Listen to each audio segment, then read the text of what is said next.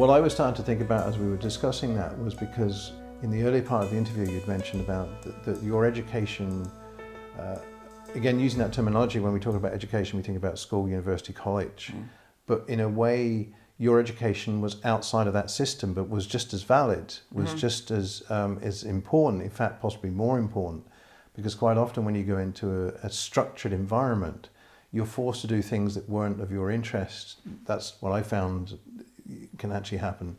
So you can feel demotivated.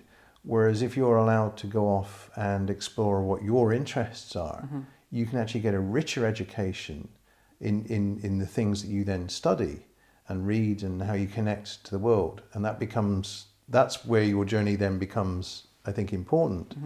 So, and again, I think we're talking about stress, and one of the problems with education, because I'm an educationist and I'm teaching, we're coming to the end of the year, students are starting to think about exams at this point, they're getting themselves all stressed out because they have to learn about it.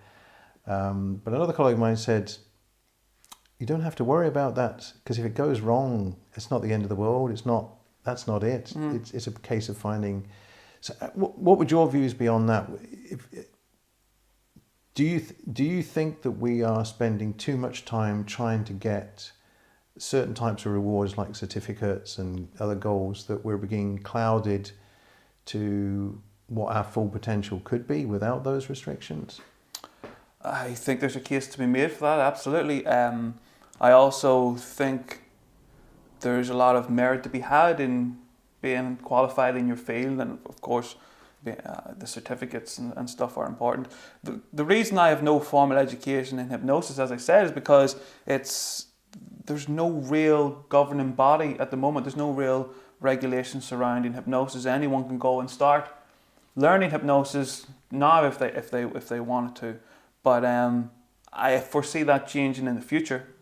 But I think it's But if we focus on I mean, one of the things that's really good about what you're doing is that it's not about the focus. You're encouraging people not to focus on you, but to focus on what their needs are. Whereas what I think we talked about earlier on is quite often we find that the youngsters they've been forced to rely on other people to tell them what to do. Yeah.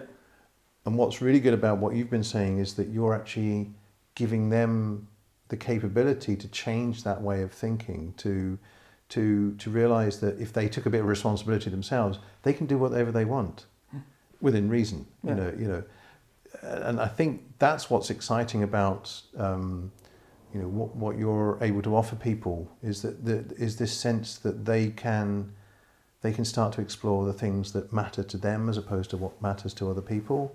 But they can still do it by working with like-minded people, and then they can enjoy their life possibly more. Would that be a concept? It would be, but then for me to answer that would mean I would have to have a direct input into what people should do, and that's diametrically opposed to what it is that I'm about. But I can share my opinions on it. Well, no, if you feel that that's not, I mean that again.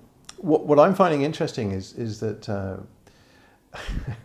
I suppose because I've come from a directing sort of background, and then I've become a facilitator where you're saying that I don't have to force my will on other people.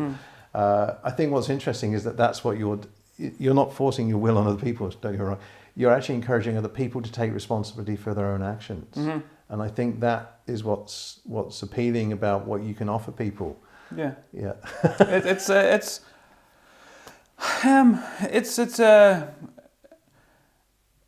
an approach that I find to be massively beneficial when it comes to results at the end of it.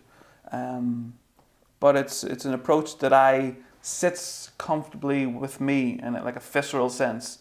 I don't know how I'd feel if I was to be telling people how and when and why they should be doing certain things.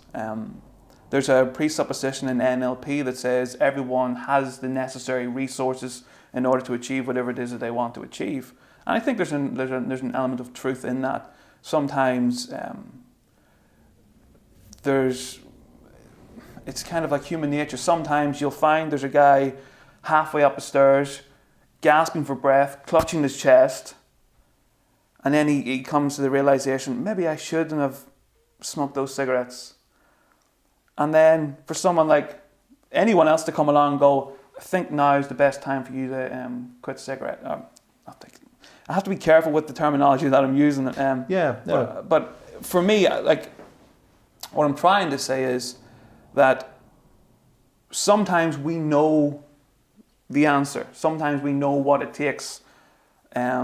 But just to hear that from someone else is enough to start that ball rolling.